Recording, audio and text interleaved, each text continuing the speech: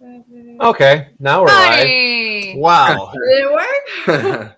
I have no idea what happened there. That's weird. Ta-da! Okay, everybody. Well, Are we fuzzy? Is the camera going in and out? no, your glasses are dirty. No, you guys look good on our end. Yeah. So Okay. Okay, that was weird. That Right. was super weird. Okay. That was super weird. Oh, there we go. That was weird. That is super weird. What- Okay. You might want to kill the Oh audio my there. gosh. Well, anyways, What happened there? I'll take the heat on that one. I have no idea. I clicked the go live button. I thought it went live. no. Anyways, hello Weird. everybody. Welcome to Backcountry Couples. And here's our guest. So, and nobody could You know hear what? I'm anything. just gonna take these and Oh just my show it. gosh, Well, the that show- is funny. I'm And your sorry, intro is so everybody. yeah. Right? Okay, ready? I got it again. I'm going. Did everybody hear the intro? No, right? Okay, I'm going. I got you. Ready? Okay. We're We're re-introing. for everybody that didn't hear. So yeah, basically we're just having a conversation between the two of us. Four of us. I love it. The four All of right, us. here we go. Corey's here. Hi, Waterborne. Okay. We are bringing Canada back this week. I'm going to start laughing. Oh my gosh. This backcountry couple live in beautiful Eastern Ontario and have the wilderness at their fingertips. Their outdoor adventures cover everything from hunting, fishing, camping, and canoeing. So welcome from Teunis Richards again, freaking nature, Teunis and Brittany. Yay! Oh my gosh. Hello. Oh my gosh, that was so funny. That was almost on par as the Yeah. first one. Still really good. thanks to Brittany's family members. Well, no kidding. No, we're waiting. I know, right? And I got the chat open right here. I'm looking at it, and it says I'm just looking at the image of our thumbnail. It's like it's not even dawning on me. Oh, I didn't even notice that either. That's I know. hilarious. Oh, well, it's all good. And see, and now more people joined. And so there we go. Ay caramba. I love it. I love it. Quick question. Wait, yeah, I need a drink too. Hang Holy on. So how did the Freak of Nature come about Yeah. in your title? Oh my gosh. So that was just kind of like, yeah, there's a lot like, It was like probably the hardest decision of our lives. yeah. No. What's it Okay. called? So yeah, like I always put my name first because I thought at the time that it was just gonna be more or less me interested in the video side of things. And as Joe does and a lot of other YouTubers, right? They usually have their name first and then bushcraft, canoeing, whatever. Yeah. So I just thought that like it would make it easier to find. And then Freak of Nature was just like, okay, what's something? That encompasses kind of Yeah. everything. Right. We're not like a one stream kind of like we're Right. not just canoeists. We're Yeah. not just And board like hunters or like most creators, you want to find what your jam is, right? So you Yeah. don't want to niche down too hard and just put like canoe or something in your title. And you know what I mean? Like, especially here in Canada, like if you're only doing canoeing for 2 months of the year and then next Right. few months. So yeah, just all the stuff we love to do is outdoors, and Freak of Nature is something everyone has heard. So it's an kept like, expression, right? It's yeah, kind like, of maybe Yeah. a little more literal than so it's Right. something easy to remember. It kind of encompasses whatever you want because nature's in the title, and you can interpret it how you wish. And So true. wasn't taken, so I was like, okay. surprisingly, Yeah. not like So I like it. No, I like it too. Did you, Brittany, did you create the logo? no. So well, I guess we kind of like discussed it. I like doodled it out, and then we Okay. actually got a Well, no, you did the leather stuff too. So Britt made like we have it? I think we're Yeah. close. So Okay. Britt made a prototype badge of leather of kind of what we wanted, like text wise and all that kind of stuff. And then we talked to, I'm pretty sure it's Erica. I don't want to mess it up. this was like original. That's the very first. Oh, okay. Wow. Britt Nice hand embossing. Yeah, so we're like, we like the idea of trees, we like the idea of this, but we didn't know exactly like what, we needed a graphic designer to help with Right. the rest. So we talked to Erica, who's the same person that made John from Lost Lakes. Oh, they did Lost Lakes. Yeah. Yeah, so we got in contact with her. She's wonderful to work with. She's wicked. Right. And Mhm. just her creativity, like you tell her what you want. And I was like, yeah, like I envision like, so we have a couple different variations of our logo, but like, like if you want like ducks flying and all this kind of stuff. she just knows. Pops it in. Yeah, she hit it right on like the nail on the head, and we just kind of said we wanted something that doesn't again is broad enough to encompass everything, but you know, not too crazy. And she hit the nail on the head, and yeah, that's amazing. Yeah, it's a cool logo. I like it. Like it's not busy, it's not crazy. It's like boom, that's what it is. You know what I mean? Yeah. So I know. But then get rid of what about the Teunis fish? Are you going to keep? So that's what she was saying. I think we got to get rid of it because he's like it needs to be something easy to search. Yeah. Whereas Teunis's name is not a very common name, so people don't remember Teunis. I think or the other way, how to spell it right. Yeah, exactly. Well, that's true if too. You do a search and you accidentally spell it TUE instead of TEU. Yeah. Right. Yeah. So I think by the new year it'll for sure be gone. It's just I don't know. I just been too lazy. I guess. But that's what you do. Yeah, you got to like slowly kind of phase it out and get everybody opportunity to whatever to get in there. Yeah, I figured sorry, go ahead. No, go ahead. No. I was just gonna say for those that have already been like watching kind of consistently, didn't want, like you said, didn't want to confuse them on how to like find it or whatever. Absolutely, for sure. And you've had YouTube for like what, almost a year-ish? A little over, I think. Yeah, about a year and a half in now. Okay. Oh, so same as us then. Okay, cool. Yeah, I'm actually creating videos and stuff. Yeah. It's a lot of work, isn't it? Oh my gosh. It is. I know. It's crazy. And then I remember like real people doing real stuff with real jobs. You know what I mean? It's like, I don't even know how many videos we're behind. Oh, probably 1,000. I don't know. But you know what I mean? At least four. Easily, for sure. It's never ending, eh? So out of you two, who does all the editing, or is it split? Oh, good job, Colleen. Thank you.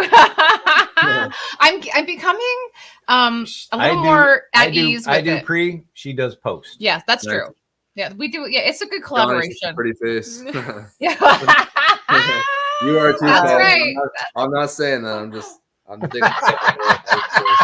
I love it. And a few people have mentioned the chat already, so they've already said congratulations. You're newlyweds, right? Oh. You're 2 years, right? Yeah. So congrats! Like that's exciting. Thank you. Thank you. Yeah. You're welcome. So far going perfect. Yeah. I almost got divorced though on our last trip last weekend. Oh my God. It was close. Oh, stop it. That's how you grow. In what part? The upcoming, we're on what, part 3? We're going on 3 tomorrow, but so wait a minute. So this is a trip we did in the park, like Algonquin Park. Yeah. Yeah. We decided to switch. I did. Don't spoil it all. No, we'll talk about that. No spoiler. Yeah, no. Yeah. But gotta keep that audience in suspense. It was bow. Yeah. And it did not go well. It's crazy. It's crazy. Why did you decide to do that? Just to get crazy? Well, because Kevin Callens, the last chat we did on Dennis's show, he's like, to be the best paddler you can be, you got to be proficient in both positions, right? Oh. It is true. Like you are supposed to, get out of your comfort zone and grow. So we decided. With a very off-balance canoe. Yeah. Yeah, I feel like I don't like that either. So you have to just wait and see what happens, but it's pretty. No. Oh yeah, we'll wait and see. Oh, I don't know if I would try that. I'm nervous just thinking about it, like not lying. Land ho! Oh my God! Exactly. Every moment. Holy moly! Let's talk trips. So I want to talk about the Yukon. I'm really like super. That was a crazy, like epic out west craziness trip you guys did. So how'd it come about? What happened? Where'd you guys go? Well, do you want to just know about the river trip, or do you want to know about that whole 2 months? I feel like that whole thing was like that was pretty epic. So me and Britt planned this trip for pretty much the entirety of our relationship. So I guess it all started so Britt's born and raised Timmins, hasn't seen anything besides Ontario. Like I think when I met you, I feel like your idea of the world was like Timmins, North Bay, Sudbury. So like that triangle that we talked about. So me being an Army brat, I was born in BC, so lived in Manitoba, Halifax, all over Ontario. Yeah, so I've been, and maybe even parts of Alberta at some point, but I've lived everywhere pretty much for a little bit of time. So Ontario, as we know, is super gorgeous, but I was like, there's no way you can't say a word until you've seen elsewhere. So me and Britt went on a couple of trips out east to see my dad's family on the East Coast. Nice. So that's New Brunswick and Nova Scotia mostly. So she was blown away with like the ocean and stuff there, and I'm like, oh man, like wait till you go the other way. Right on. So after that trip out east, we started really planning and like just even for myself, because like BC, I only saw it from I guess birth till till like 4 years old. So like really vivid, right, vivid memories of the ocean, the mountains, all that stuff. So a lot of it was new to me again. So we really started just hunker down and like think about, okay, like what's touristy, but also what's off the beaten path. Because again, like, we wanted to see the stuff that people rave about, but we were like, there's no just like Ontario, right? There's so many hidden gems that aren't talked about. Mm-hmm. So we looked at like the national parks and provincial parks and stuff that were less utilized, like obviously you got like Banff and Jasper and all that stuff, but we thought of all the ones that were like the little brothers to it and did those. So we did like Yoho National Park and all that stuff, and did like the Iceland Trail that was like 25 clicks, which way more than we could have. That was crazy amount of walking. Like for people that don't really hike, right? Oh, you're hikers now. Well, we just put pen to paper, and we actually had an itinerary when we left. Okay. So we literally wrote out, like what we want to do, every stop, every Airbnb, every activity, like down to like, the date and everything. And there was like you were allowed to fluctuate, right? Like if you just want to swap like one activity to the next day, that thing in that area, or so it wasn't tight then. Like you're like it wasn't like 7 o'clock. We got to be here. It worked out perfect. Okay. Because for every day we were doing stuff, we gave like 2 rest days or 2 like free days. Oh, like a little 0 day kind of thing. I like that. Exactly. So everything like. We didn't feel rushed at all. Actually, by 3/4 of the trip, so like a month and a half in, we were so content, like with all the stuff that we did. We were like, we could probably go home now. Yeah. But then we're like, whoa, we still have 3 weeks left. Like, amazing. It was crazy. So sorry, I kind of got ahead there. So so we thought of all the stuff we want to do, what she wants to do, what I want to see, all this kind of stuff, and then we could afford. Yeah, I made a big. For sure, like it's a long time to be out, Yeah. So we made a big loop. So we went straight west all the way to Vancouver Island, and then after we saw my hometown that I grew up in Manitoba, Stonewall. Yeah. Brought Britt there. She couldn't believe how flat the prairies were. I was like, like you can, fall asleep at the wheel and you'll wake up. You're fine. Yeah. Or hit a mountain. Yeah. So it's pretty cool for her to see that in Saskatchewan. We went to a couple provincial parks there, and then just headed all the way through the mountains, stopped at Yoho and a couple other places, Vancouver. Did a loop on the island in Uclets and Tofino and all that, which I remember vividly as a kid. And then came back, and then we took the highway. I forget what it's called. They call it the Duffy though there. So like I'm not sure. So that's where like Squamish and Whistler and all that stuff starts to head up that way. So I think they call it the Duffy Highway. But anyways, hit all that stuff, and then went straight up the middle of BC all the way to the Yukon and paddled the river for a week and did a whole bunch of crazy stuff in the Yukon, and then slowly made our way back. That is nuts. That's awesome. That is nuts. So the Yukon, did you guys was it guided? Nope. No. It was probably the easiest paddle we've ever done. Yeah. You're kidding. It takes you, what was it, 5 kilometers per hour or something, or 10? Yeah, whoa, that's fast. The current alone, just like you don't have to paddle. Obviously, when it widens out, it dies off a bit. But whenever it's fairly narrow, like you're cruising. So when you paddle on top of that, like I think we weren't waking up crazy early or like putting in. I guess we're putting in enough time, but like if you were a canoe racer or whatever, like you could probably crush like 100 and X amount of kilometers a day. Like I think we did 80 on average a day, just because of the Oh, it was so easy. Yeah. That's crazy. Maybe that was a bigger day. I'll say 60 a day, and then the bigger day was like 80. That's just unfathomable. I mean, that's wild. That's cool. But you were outfitted. So you went, like, you already had that planned ahead of time. Like you had the outfitter stuff, get everything all ready for you. And So we went, I think it's up north. I have to look at the water bottle. Up north Outfitters in Whitehorse. Yeah, Up North Adventures, in Whitehorse. Okay. So we brought all our camp, like all our, our SOG bags, all our gear. So you had all your stuff with you. Okay. Oh yeah. Yeah. We loaded up the truck with all our camping. I think we just rented the canoe. That was the only thing. Canoe, paddles, barrel, I think. Okay. And that's basically it. And they dropped us off in Carmax, which is like Again, I'm forgetting what the biggest lake is there, but there's a big lake just after Whitehorse. So we want to omit that part of the river just because it's 50 clicks of paddling on big water, which we're already like kind of used to here, right? Like you're used to bigger stuff in the park, Superior, Right. all that kind of stuff. So we're like, we just want the river experience. So they dropped us off in Carmax, which is basically where it narrows back down, and did that all the way to Dawson City. And Dawson City is like the funnest town ever. oh yeah, it's What super- makes it so fun? It's oh, just like a little party town. I don't know. Yeah. It was like a Wednesday. I think we got off the river, Okay. and like everyone's just nobody sleeps. It's no just one's like no. yeah, And surprisingly, there's like little. I think we started our night off at like this. Oh, we did the toe shot. Have you ever heard of the toe shot or the Yes. sour shot? The So the we toe that's in the salt. Yeah. Yeah. You And did then that, Yeah. We did. and it has supposed to touch your lip. Yep. Yes. Oh, yeah, It's awesome. It was a lineup like outside the bar waiting to do it. yeah, it's crazy. Come It's a huge on. attraction. Yeah. Mhm. So we so off the river, we were craving chicken wings and stuff. We mucked all that down, and the drinking started, and then And there's Why? like a bunch of like little hidden bars everywhere. There was like a little burlesque casino place that Yeah. was just like 8 o'clock, Fun. you're Yeah. half in the bag, you're bar hopping, you do the shot, and then you wake up at like, well, it's 4 in the morning. So it's like 2 in the morning, but it's like still daylight out, right? Because it's summertime. right. Yeah. Like you got extended hours, so you walk out, you're like, oh, cool, and you just keep going. Does that mess you up to sleep with the like the sun all the time? no, no, we were No. fairly exhausted No, still, yeah. but Right. it was That's an true. amazing place. I recommend Dawson to anyone. yeah, It's Dawson so City's fun. really cool, really Is cool. it kind of like a Did you guys go have ahead. like a blackout tent or anything like that when you were?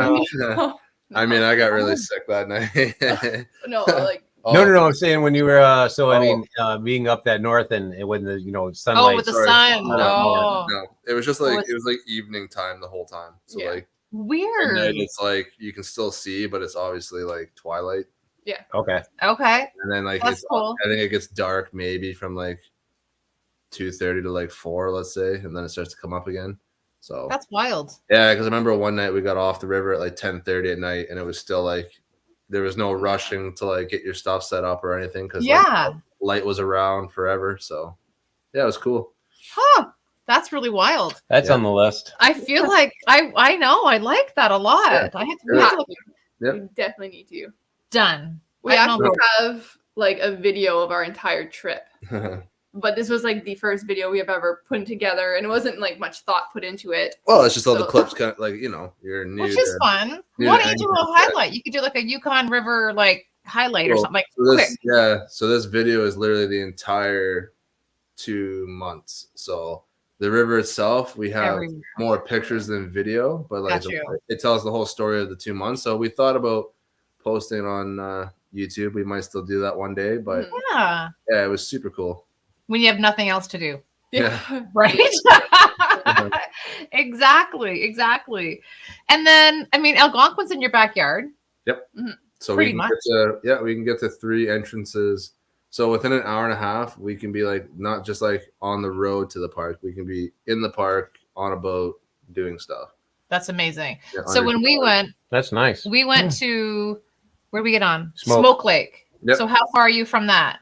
So that's the further entrance. That's more the south side, right? That's 60. Yeah, the south 60. Yeah. So actually, the last trip we just did was the first time actually canoeing the 60. Mhm. Because again, our knowledge and where we go is like east to north is all what's close to us. So Right. from right. Ackery in Petawawa, Petawawa. Okay, that that's was a on my list, closer yeah. one. Brent and Kaios are our 3 hotspots. Like we can leave from our house now and be at any one of them, actually on a boat on Cedar, Kiosk, or Grand, wherever you're gonna put on down that road. Yeah. within an hour and a half. So That's awesome. That is so crazy. Do you have a favorite spot in Algonquin? Without telling everybody where your favorite spot is. Do you know what I mean? I mean, I got lots of fishing holes. Well, don't tell them it was that. But Yeah. Yeah. Gull Lake's a really pretty spot. We just stumbled upon that one this year. Yeah. Like Okay. we didn't plan on staying on it, and we just got rained out. It's so we just a stayed. little hole in the ground off of Cedar, but it's a beautiful little okay. scenic lake, one campsite.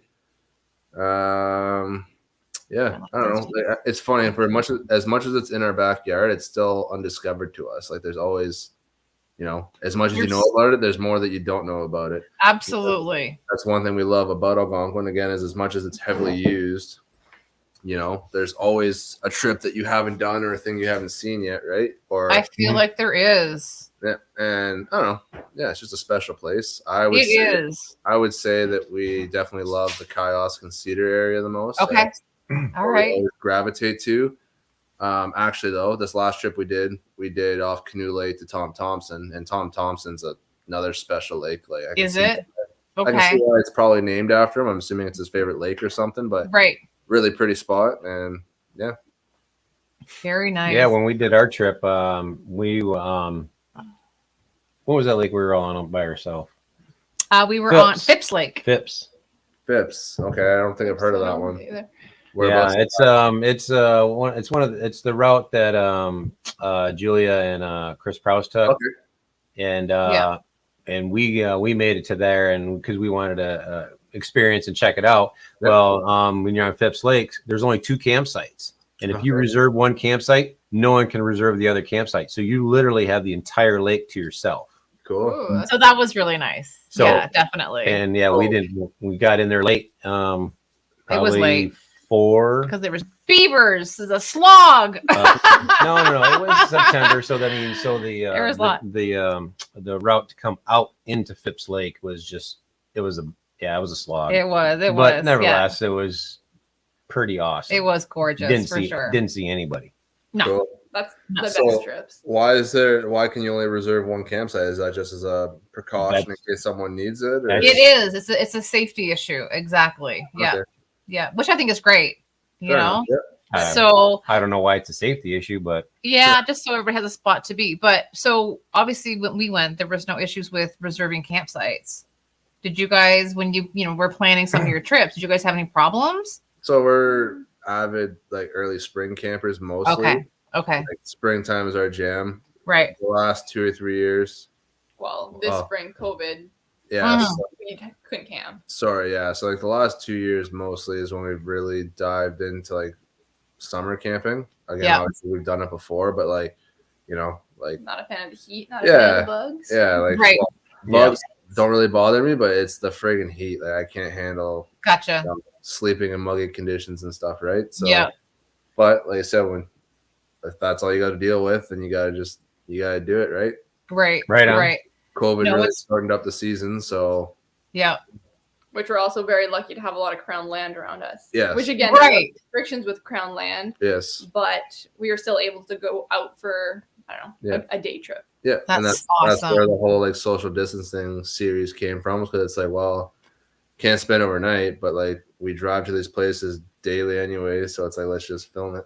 That's awesome. Why wouldn't you though? Yeah, no, I think that's really cool. Mm-hmm. And then it's endless.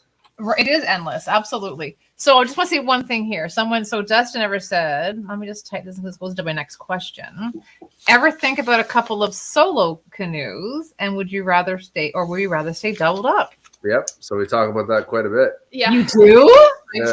Pulling trigger on buying it. It's just boats are expensive, right? Hello. So we've gone to the Swift stores quite a bit, down Highway 60, and actually this summer we looked at some of their hybrid level ones with the pack boat and the canoe seating system. Okay.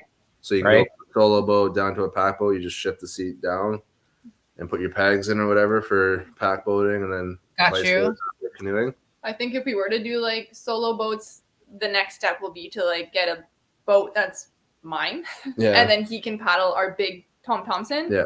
Right. Oh, that makes sense. That's a good idea. He can do it. He's able to portage that one where I have I can do it, but not that great. I can't do long portages with it. Yeah. Right. But how heavy is that boat? So when it was manufactured, it was around the 50 to 55 mark, and then we actually. So the reason it's been gone for so long is we got it re-clear coated on the bottom because it was chipping. So it probably added another 5 pounds of material, fixing all the stuff. Maybe, I don't know. I would say it's probably north of 60 pounds now. So it's crazy. For a Kevlar canoe, it's still pretty heavy. Yeah, it is. That's crazy. Yeah, so what, Brittany? So you did a solo. That's what I was thinking about the solo canoeing. Oh, I've never done I've only done like overnighter solos without canoeing. Without the canoeing. So would you do that? Like combine the two together, do you think? Oh, absolutely. I'd love it. Mm-hmm. You would? I think so. Of course, when I'm out there, I'm always missing Teunis and missing just someone to chat with. Right. I kind of long, but I like to challenge myself. I like that. I like that a lot. Just to say I've done it. Okay. I don't know. Yeah. So to answer the question, the main thing right now is just the cost of boats, right? So unless we pick up one at another auction or something, right, another $4,000 on a boat, it's just I know. And we don't know if we want to do more of the solo canoes or do we want to try to get into whitewater canoes? Yeah, so that's another thing. Agreed. Yeah. Agreed. Did you guys ever take lessons with whitewater yet? No. No. Yeah, neither have we. That's on our list. I know. Jim Bear, Northern Scavengers, our lesson. Right? Every week, yeah. Just okay, cool. I know the last video that you guys put out, I was just, and Brittany's like, oh, we're gonna take this run here, we're doing this, and I'm like, talking out of my butt, right? In theory, it looks good, right? But you gotta go, oh man, I don't know. Honestly, it looks from above, it looks really good. You're like, oh yeah, that looks totally doable. There's no rocks, no nothing. But our fear on that trip was mostly just ruining our buddy Noof's boat. Okay. So, not being our canoe, we didn't want to wreck that. Right but on. then also just losing our gear. Right. But I didn't want to lose the camera gear and all that stuff. And they'd be like, oh, well, the trip's ruined now, Right. It's a trip and you get swamped. It's now okay, we're supposed to be here for, upwards of 16 days. Now what? So no, that's not cool. No. Decided to adult a little bit. Adult. I hate when that happens. It always kills the fun. But oh my gosh! And then woodland caribou. Oh, so we found something pretty we wanted to go back to woodland caribou this year, next year. They're talking about our first trip to First Lover. Oh, I know, but I was gonna say what we just found out. I want to hear about. Yeah, do it. I want to hear both. Sure. Wash and break for me. She can go. My little sister works as a forest fire ranger in the summers, and she works in the Red Lake area, which is where woodland caribou is. Right. And apparently, in the last 2 years, they've had so many forest fires that apparently 80% of the park is burnt. So it's just a very small section of the park left. Well, I know. Did they close it this year too? I know they closed Quetico, but did they close woodland caribou as well? Not sure. I assume so, or sections of it. Yeah. She was constantly in there fighting fires, so holy moly. Yeah. So it's kind of a bummer because we were really wanting to go back. Did you already drop the bomb that it doesn't exist anymore? No, not that it doesn't exist. I feel like that's crazy. Yeah. But I feel like we need bartenders in each house right now. We keep listening to everybody. Train the dog better. Right? There you go. Exactly. But yeah, because Woodland and Red Lake, people will do the fly-in, right? And do that whole thing. And I was like, well, that's pretty amazing. It's my Friday. I don't have to work tomorrow. So have we talked about the sorry. Yeah, go. No. Was this gonna segue into the first trip or go. Absolutely. Okay. So that was just some irresponsibleness on my behalf. So again, as an outdoorsman, I'd say I'm pretty intermediate. Obviously, again, been out there a lot. Sure. Navigation, fire, all that stuff's no big issue. Shelter, done it a million times. But again, we don't know anything about canoeing. So I just remember being this seems like a cool place. So we did this. We actually went to Woodland Caribou. I think it was 2 months or a month before Joe Robinette did his first trip there with Sean James. So never heard of it before. I just remember looking the furthest on the map, and I was like, I don't think people would come here. So and again, we've never done a canoe trip together. Yeah. So I was just same with our dog. We've never tried her in a boat or anything. And I was just yeah, that seems fun. So called Harlan from Red Lake Outfitters, and I gave him, a little bit of our background, hey, looking for a upwards of 5 to a weekday canoe trip. Didn't say we weren't paddlers. It just said never been to the area before. Avid outdoorsman in terms of camping and hunting, all that kind of stuff. Sure. He's like, cool, I'll plan your route. So he sent us maps, all that kind of stuff. And we're like, sweet. And at that time, we were using not like SOG bags or anything. We had like legit backpacker backpacks, which some people like to use and stuff. They do. But, like, no idea, you know, not to use like non-waterproof stuff or whatever. So we show up, and then I just remember Harlan at the desk telling him like this. I'm like, cool, yeah, this is gonna be a wicked first canoe trip. And he just like looked at me, and he's like, whoa, man, like baptism. And then my heart, yeah, because this whole like the whole drive up, super chill, like super excited. Whole drive, mind you, this is like a 24-hour drive across Ontario. Like just jack, no jitters, nothing, just like super pumped to get out into the woods. And then yeah, he looked at me in the face and it was just like stone cold, like baptism by fire. And I was just like, maybe I don't know what I'm doing. So holy moly. Yeah. So from there, so he got us putting at Liano Lake, which was like a 3-hour, you know, crawl through the bush down a logging road, which good shape in terms of like being cleared off, but really rocky, bumpy, all that stuff. So you have to go slow. And I'm wondering this whole time, like, what did I get my, you know, my girlfriend's like now wife into and our dog? I was like, and it's like you turned onto the dirt road and like you look at your phone and no more bars. Like this is it. On our own, and we still have another like couple-hour drive down this dirt road. Holy moly. So yeah, really nervous at this point, like starting to think in my head, like again, like what's gonna happen? What did I get myself into? I don't know what we're doing anymore. And then we got to Liano. Again, nervous, pulling off the boat and stuff. I'm like, oh man, like, should we do this? Blah, blah. But then as soon as that boat touched the water, it was like, oh no, I got this. Like, as soon as we started paddling, it was like, nah, like, we're meant to. I just got goosebumps, not lying. Yeah. I was like, woo. Storytelling. Yeah, and it was total coincidence. Like, again, we didn't try Bubba on the boat ever, which if you're new to canoeing, guys, do not like try your dog, because like it just was fluke that Bubba was meant for the boat. She walked in, laid down. Yeah, laid down. Loved it. Chills. Yeah, she doesn't move. Even when she sees like moose and stuff, she'll just like plop her head over and like look at there it. They are. Yeah. And yeah, it just worked out, and it just.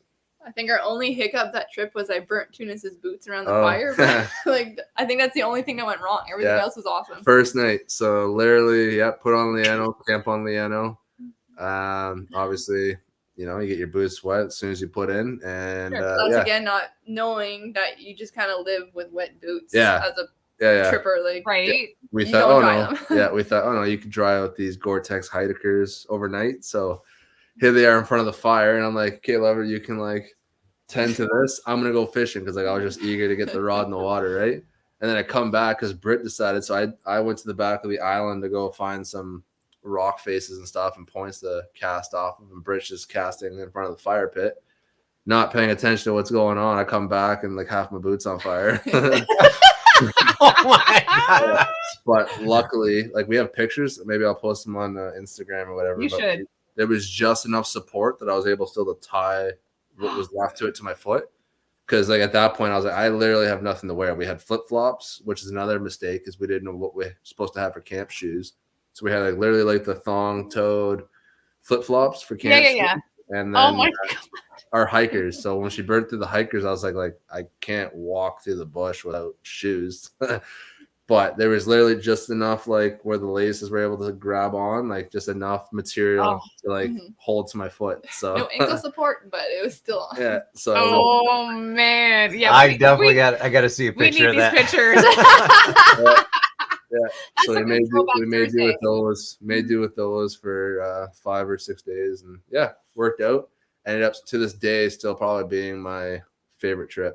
It was a magical trip. Yeah, I don't know if it was because like it was like our first like. Yeah, and just a special place. Like again, like just for seclusion and all that. Like it's hard to beat. Like even the Yukon. So like the Yukon holds a special place in my heart.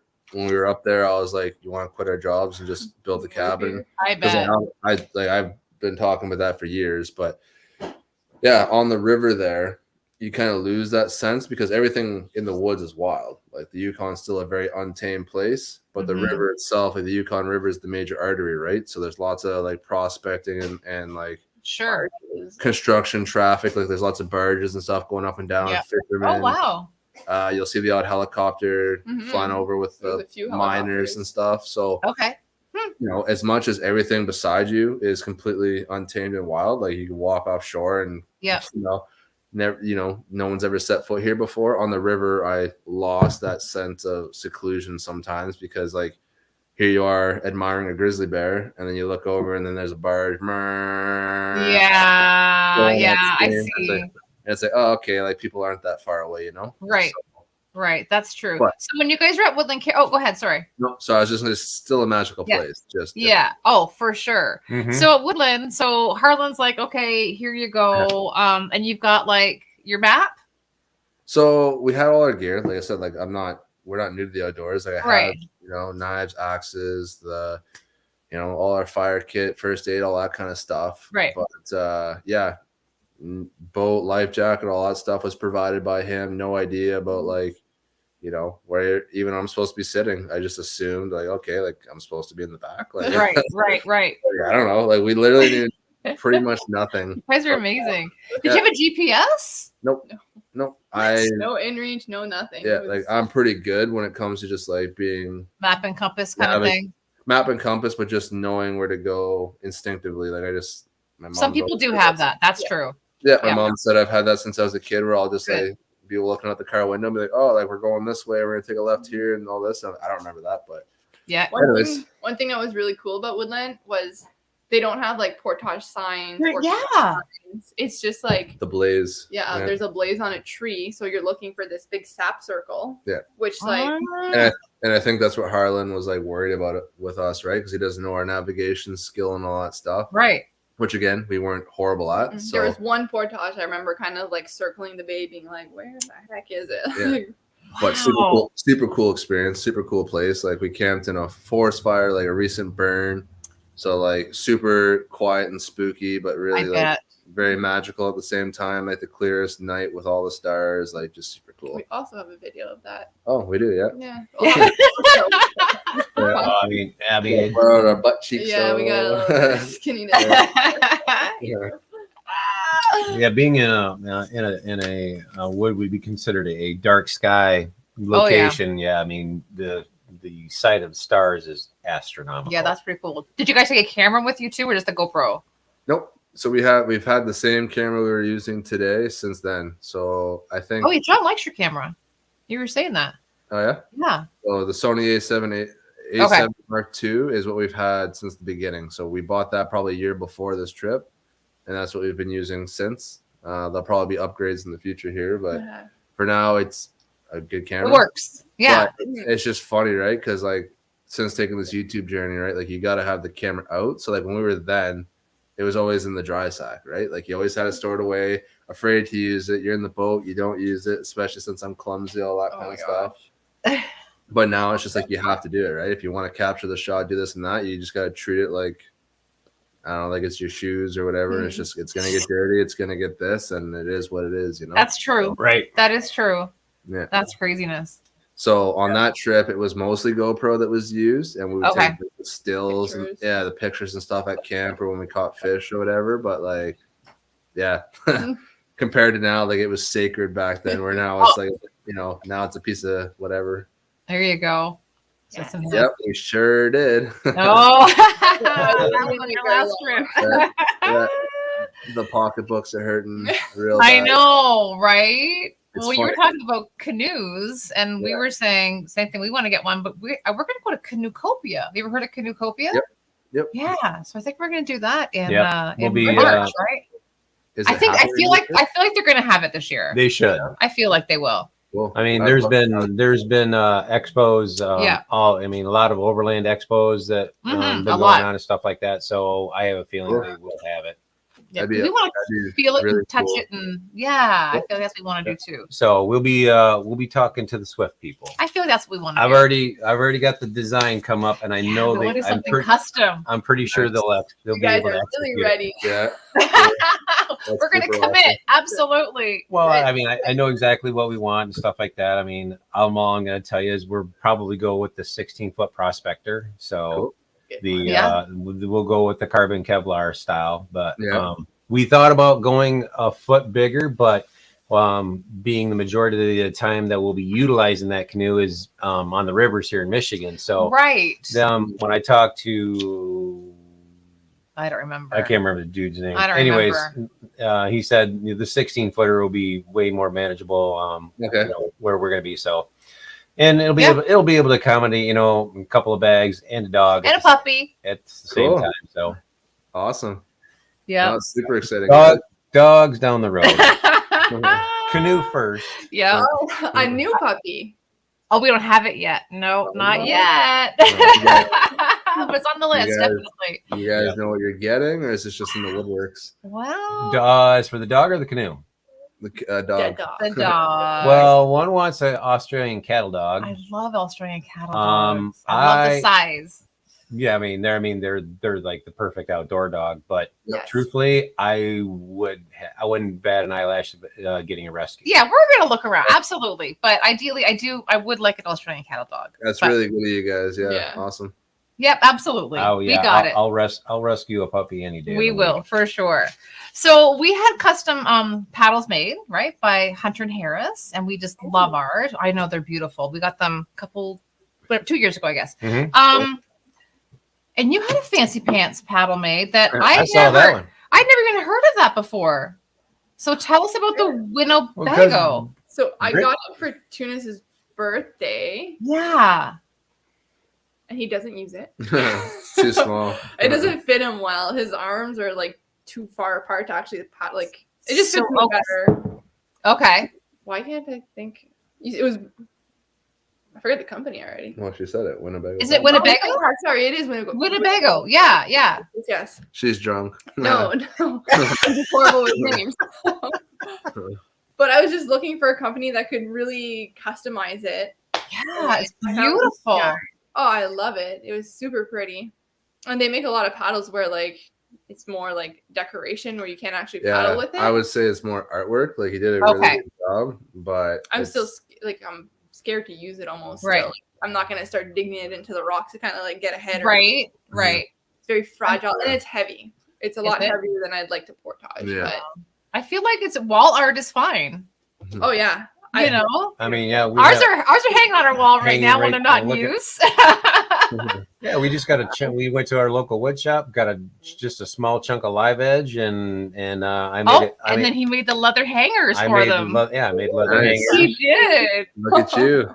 He did. I can do. I mean, I've done a few leather things. Yeah. Well, you have too. I have too. That's true. But so when you're paddling, do you guys bring an extra paddle? Yeah. No. Most of the time, yeah. That one's just a basic plastic one, like a outfitter one. Mm-hmm. Yeah. Awesome. Since Dennis's live chat with Hunter Harris, we Milan. Yeah. We will definitely be looking into some quality paddles. I've always just used like the cheap crap. Like I'm talking about $25 paddles, like Canadian Tire paddles or whatever. Crappy tire. I buy them from the outfitter stores, but they're like made of paper, basically. Like they're made of birch or something, and like it just peels away if you rub it against the gunnels too much and stuff. It lasts maybe a year. Yeah, I end up going through at least one paddle a season, if not more. So it's like about time to get a quality paddle. So do it. He does amazing. He was so amazing to work with. Yeah. So beautiful. We were fortunate we were able to visit him prior to closing shop. So the first time. So when we stopped up there before we headed out on our Algonquin trip. Yeah. And it was just so special. It was like such a nice send off. You know what I mean? It was pretty special. I loved it. We were there for over an hour. Oh my God, we could pick his brain all day. It was just amazing. Well, of course you saw. I mean, you watched the chat, man.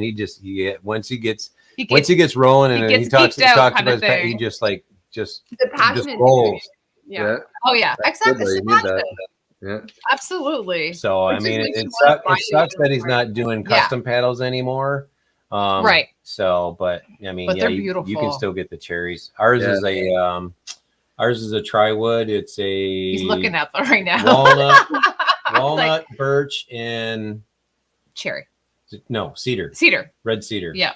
Cool. So they're beautiful. We got. Well, here I'll show you. Oh, he's gonna get them. They're called the Norsemen. This is a really interactive chat. I like Show and like tell. show and tell. Yeah, Nope. right. That's super cool. Because yeah, like so we're good friends with Brandon and Karina raves about hers, right? It's beautiful. So that's super pretty. That's super nice. Yeah, that's wicked. Oh, yeah. So that's the Norseman. We wanted to have our logo in embossed onto it, but with the laminate and the styles of the wood, Milan said it wouldn't take and he wouldn't be able to do it. So And he just said he had too much integrity, and I just don't want your paddle to not, he wants to do what it's supposed to do. So I mean, they're relatively light. You got the the resin tip on there, and I mean, they're all scratched up. They look so good though. We literally, when we went over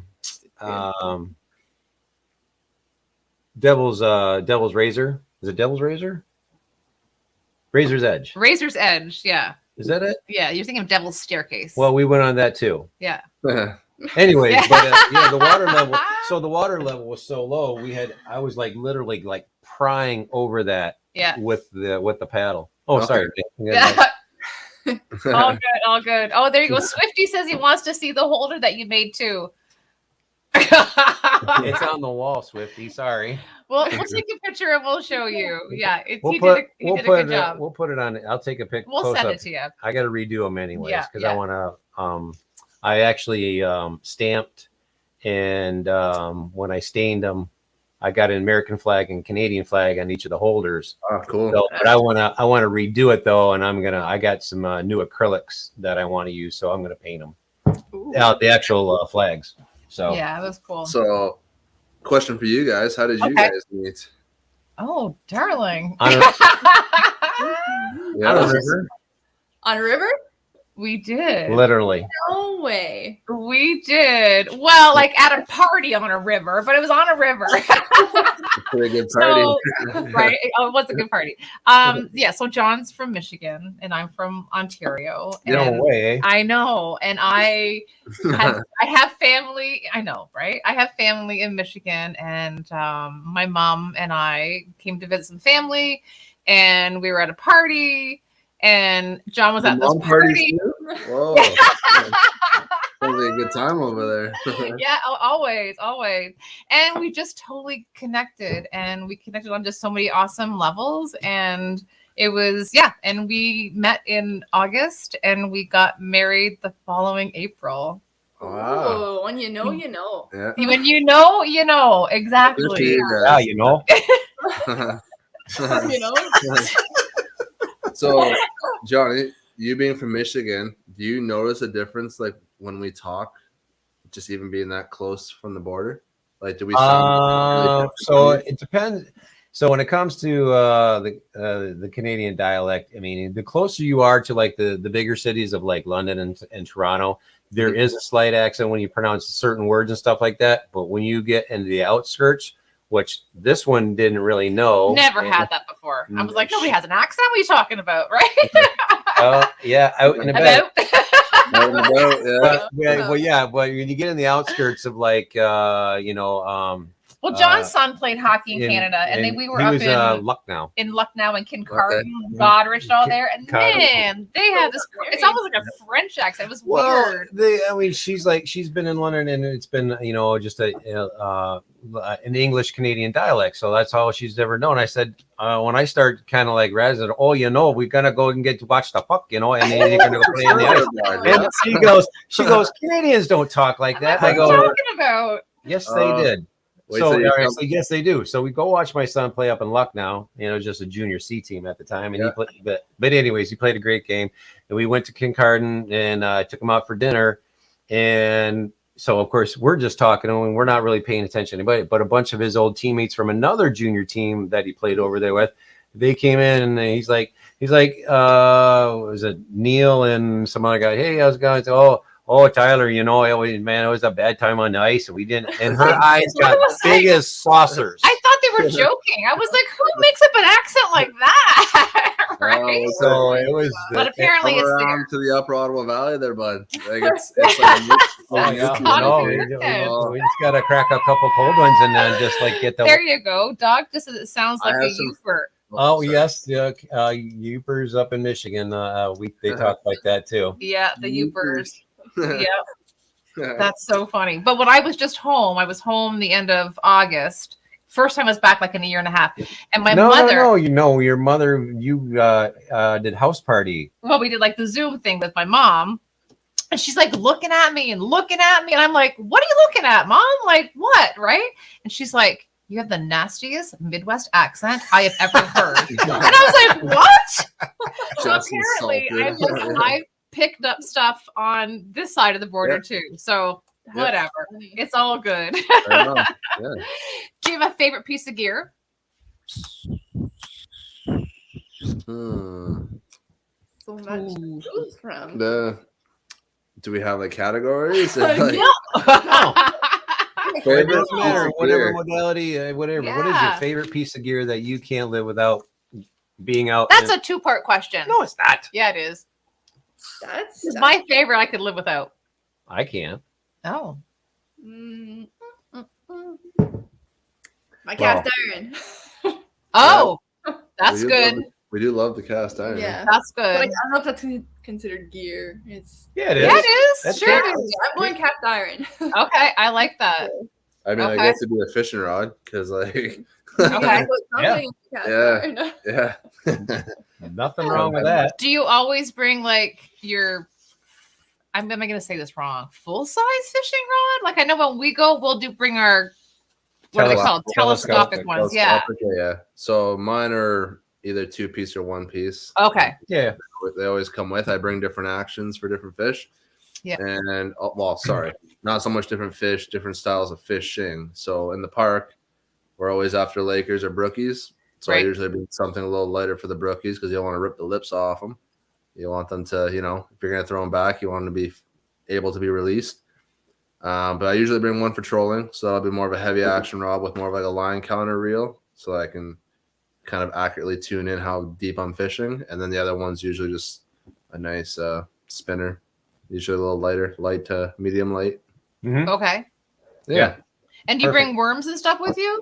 No. Well, it depends. Well, sorry. No, we don't. We usually fish artificial. The park, you can't use live bait. Right. So right. That's a no-go. We'll use worms and stuff if we're fishing. Like that's more motorboat fishing, right? Like if we go with our friends and stuff that have motorboats, gotcha. They have live bait. When we're usually in the canoe, it's usually, again, I shouldn't say never because I do use the odd roe, like their eggs or stomach contents on a line if it's like a stock lake. But yeah, mostly artificial. Okay. Yeah. Who's caught the biggest fish? Yeah, just don't forget who your guide is. That's the guide on the way out. So, Doc Watson, do you guys do any fly fishing? Let's go down this rabbit hole. It is a rabbit hole. You're right. Yeah. So we have, again, when you factor in all of our outdoor hobbies, there's so many subcategories, right, that you can go down in anything. I'm sure overlanding has different subcategories. You could I want to try this setup or do this, and this, Hunting's the same way. So as a hunter, I do small game, waterfowl, big game. Archery is something that's taken over my life as a young adult. I took archery we took it on together actually in my early 20s. So the last 10 years has been mostly just bow hunting.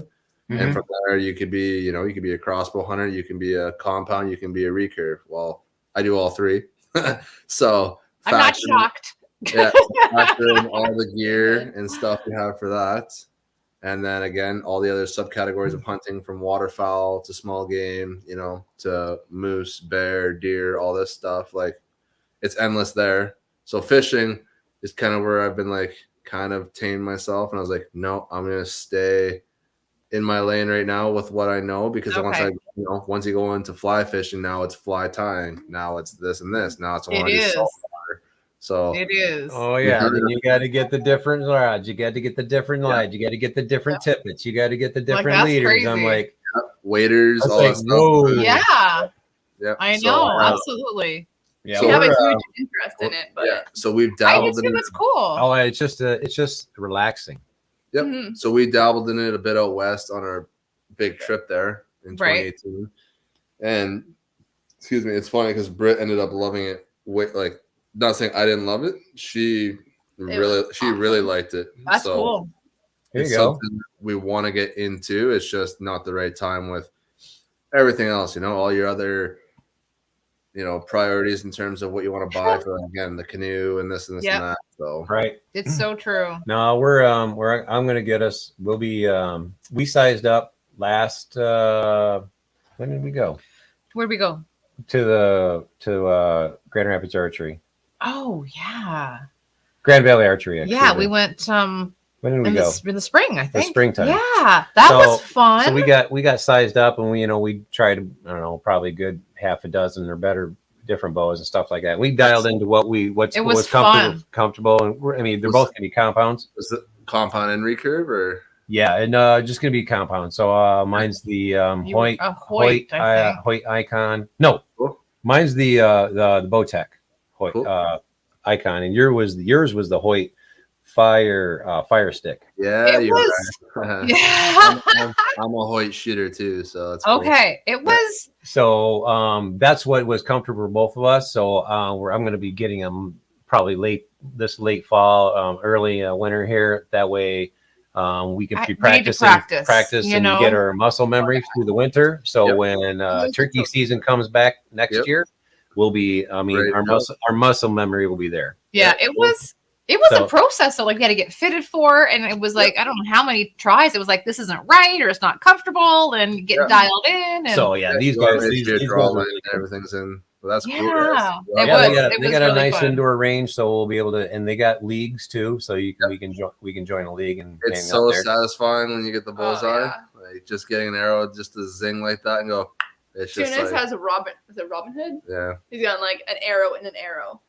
Okay. That's what I want to do. Oh, it was super cool. It got like hung up on a wall at this like archery place we go to. First time's cool. Once you do it 2 or 3 times, it's like, okay, it's good. Oh yeah, it gets expensive real quick, right? Once you put in the arrow itself is friggin', oh yeah, $20, and then throw a broadhead on there. Sometimes there's another $20, and oh my goodness, that's endless. Then ching. Another thing that you were saying. I'm gonna be making our own. Well, I'll save us some money. I'll make our own quivers. There you go. There you go. Ooh, that sounds fancy, doesn't it? But you guys ice fish, right? Oh yeah. So I live for ice fishing. You do ice fishing almost more, probably, definitely as much, if not more, than open water. I love winter. Okay. All right. So tell me about ice fishing. You have like the setup, like you got the shelter and yeah. So my dream setup is to eventually have a sled and then have the pullover. Just enjoying the stuff. Okay. We just have a pop-up shelter, we got the buddy heater, all that stuff. We have a Helix 7 fish finder, which I'm sure you're not really going to be interested in or know much about, but so fish finder, rods, everything from light all the way to heavy for depending on what you're fishing for. Okay. Our favorite is still trout in the winter, I think. Mm-hmm. Really? Okay. And then we love whitefish. Like whitefish for me, even as an eating species, is probably on par with walleye, which I don't know why it's so like people don't know about it or care about it. Yeah. Right. Like, the limits here in Ontario are crazy, so you're allowed to keep a lot more.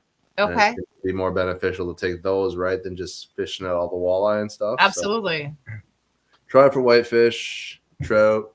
We fish for everything. Like sure. I was raised subsistence wise. I'm not really I'm a sports guy too, I guess. Like I do wish to catch like a muskie and all this stuff, but like I was raised to eat it. So that's always first and foremost. Again, those ethics are changing too as I age and communicate with other anglers. Like John from Lost Lakes hasn't changed me, but I've definitely changed some practices, and we see eye to eye with a lot of our, how you treat fish and all that stuff.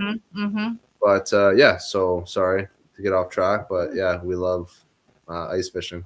We want to do it this year. Yeah, we're a buddy of ours has some gear he's gonna let us borrow, and we got a lake about 5 minutes down the road, and it's fully stocked with large and smallmouth bass, a lot of northern pike, ton of gill and stuff like that. But I mean, I love pike. Have never been before. I haven't ice fished since I was like probably 11. You know, but I remember the whole like process of like, you know, we went with my dad, and there was, you know, there was a wooden hut on the we were on Lake Erie by like Long Point area, and I just, you know, there was like a wood stove in there, like it was, you know, we sat there and we sat there and we sat there and we sat there. But I caught Tony doing it too. Watching and hearing people sitting on a freaking 5-gallon bucket and in the blazing wind out there. It's like, no. That sounds terrible. Like, why would we want to go fishing in that? You'll typically do a lot more drinking than fishing when it comes to ice. Right on, exactly. Dustin has a thing. So, do you guys have crappie up there? Yes, we do. Few and far between. So we're on like the border. We do. Yeah, you guys will. We we do. They are here. They're not like where we are. Is kind of where they start to peter off. Yeah. Yeah, mostly there's a lot of trout, which I'm thankful for where we are. And like I said, walleye holes and all that stuff, they're really hard to come by anywhere just because they're so heavily fished. Yeah. Yeah. But yeah, crappie, if I went closer to Ottawa, so if we drove within 2 hours, we definitely could get on some hot crappie bites, but crappie. Cool. Nice. So, well, we mentioned about having some beverages. Do you have a specific camp juice that you like to take out on whatever you're doing? Juice is juice. It's all sweet. Our issue is we're big beer drinkers, and we can't bring cans into the backcountry. Right. Oh, no. Or, well, sorry, we can't bring them into the park. I'll dabble into the whiskey pretty good, but yeah.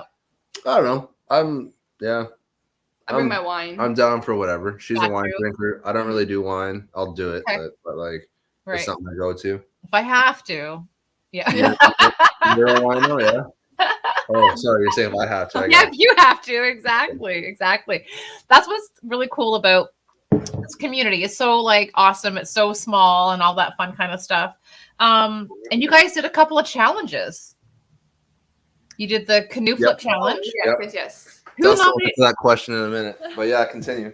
Who Camp Juice? Yeah. Oh, Jacqueline's never heard of Camp Juice yet. We got to go back to that one. So, Jacqueline, just so you know, Camp Juice is whatever you're taking with you, and ours is tequila that we always take a little platypus. I know. But you say that now, but it's good tequila. It's not like, That's what everyone said. You need to buy the good stuff. But this is not high school tequila. No, like it's good. No, exactly. It's not, no Jose Cuervo crap. Exactly. But yeah, so you did 2 challenges. One was the canoe flip challenge. Who nominated you guys? Do you remember? It was Canoe the North nominated us. Yeah, I think it was Keenan and Ashley. So Keenan and Ashley. Yeah. No, that's it. So yeah, they nominated us. And why did I end up doing? Oh, Teunis put an axe in his foot like a week or 2 before that. So I ended up doing the challenge myself. Right. Which again, I had nenever really flipped that boat over my head before. How many times did you do it? Tell everybody. I think like twice or like 3 times. Good. It was so hard. It was just, if you're not used to doing it, you're not used to the balance of the boat and like the technique to flip it over. And it was just on. Awkward. It was cold because we did it in the winter. Yes. But this year, I think we're Camp Juice. We're switching to vodka. There you go. Got nothing else to drink. That's right. Cheers. It is. Absolutely. Sorry, continue. But yeah, I think we're wanting to do the challenge every year because we do want to donate to Project Canoe. Same. Regularly. Absolutely. It's a fantastic organization. Yep. So Kids of the future. I love it. It was such a good opportunity. When did we do what? That was last year. Well, what time of the year was it? It was cold because we had our like tubes on and everything. It was December. We did the canoe. Oh, sorry, you guys did. My bad. Sorry, I'm just in my own little world here. Yeah, you're good. You're good. Yeah. It was cold. I remember it was cold. Yeah, we had it. Well, yeah, because we did. And it was snowing a little bit too. We had our had our mittens and we didn't. Of course, we don't have a canoe, so we borrow one. We went to one of our outfitters just down the road, and he's not real. They were not a real outfit. They're like an outdoor store. And we just walked in and said, "Hey, we need to borrow a canoe," and they're like, "Huh?" So one of the workers there, he's like, "Yeah, sure. I'll bring my canoe in." Yeah. He said, "You can use it to flip." It was really nice. Well, this thing was like. It was heavy. It was over. I think it was like yours, though. It was over 60 pounds. And I was like, and of course, it didn't have a yoke. So I was No, he didn't. I was like flipping And then over holding and it. holding it, Yeah. and then back down. I never got to rest. So I think I did it.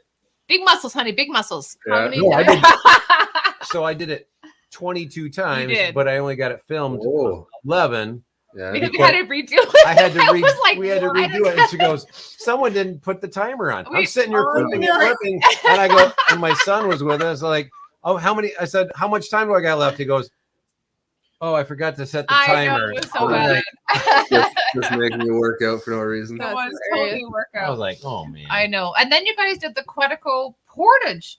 Portage. I said portage. See, portage. Portage. Well, we were just watching CW. We were just Gets. watching CW, and he was just he had the backwater or Boundary Waters guy on there, and they were talking about portages, and I'm like, get out of here. What route did you guys do for the Quetico one? The longest one, I think it was. I forget what it's called. The Death What? March, or Devil's something? I forget. But Okay. I remember it being the longest one, and I was like, Was it? "How do you do that?" Yeah. So, yeah, I figured it was my turn to pay the dues. So Yeah.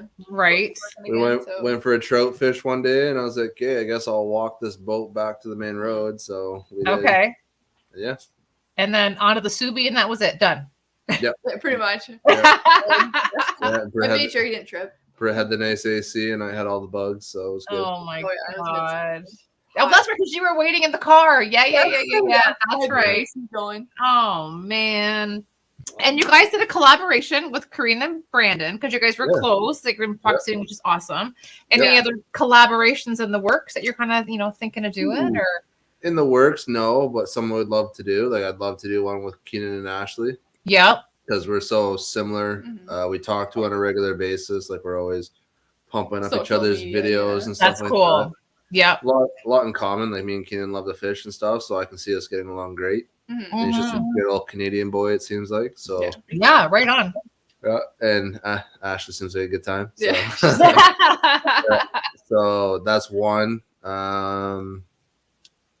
Probably another one with Karina and Brandon. Yeah. Right. We've gotten pretty close with them. Like, Yeah, they're we pretty hang good out with friends. them quite often. We hang out with That's them fun. almost, not weekly. We hang out with them at least a couple times a month, though. Yep. And got really close with them. They're sorry, F bomb.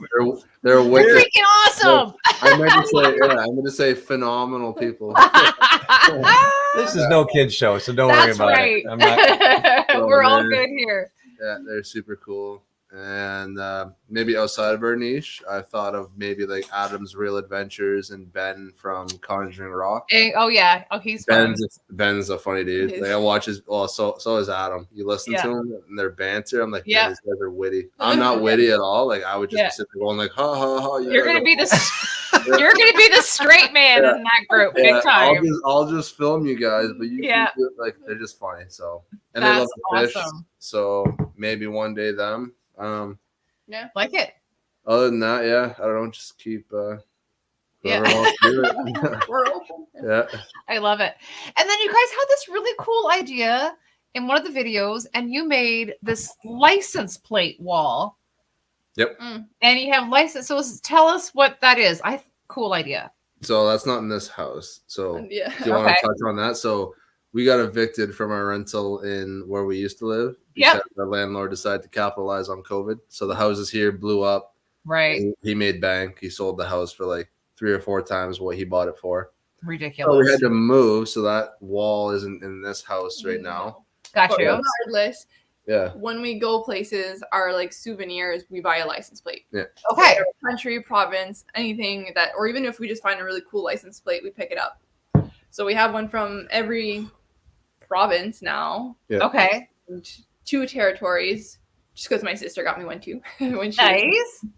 Northwest Territories. But yeah, I don't know. It's just like instead of buying, I don't know, a mug and having like 20 mugs. Yeah, 100%. Or just the junky stuff that you throw out, right? The little shot glass, a spoon. Or... But I thought it was a cool idea. I thought it was really fun. I liked it. So that was really one awesome. day I'd like to go in the garage or something, and then also we collect beer cans a lot too, and I cut them up so we can have like lay them flat and maybe make them a table and pour like epoxy or something. Yeah, epoxy over it would be cool. I don't know. Oh, yeah, That's cool. a YouTube video right there.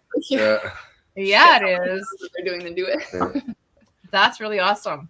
Okay, so you were just out on a crazy, amazing Killarney French River trip. Yeah. Celebrating your second anniversary. You had so many highlights. Like, holy moly. That was a big steak. Like, oh.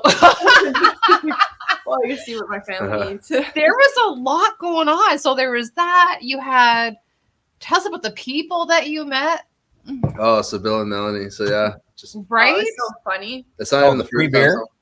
What's that? Yeah, so that's not even the first time something like that's happened. But yeah, literally did the rapids, and then well, you can say yeah, we're paddling and we along. hear this voice like across the river, just like, Hey, you want a beer? yeah, you want a beer? And we're just like, haha, yeah, like we'd love one. Yeah. Not thinking they're actually like inviting us in. Right. So like it's an awkward kind of like haha, and they're like haha, and we keep paddling, and then like maybe like 30 seconds later, we hear the voice again. No, really, like, do you guys want a beer? And we're like, we don't turn. Heck yeah, we do.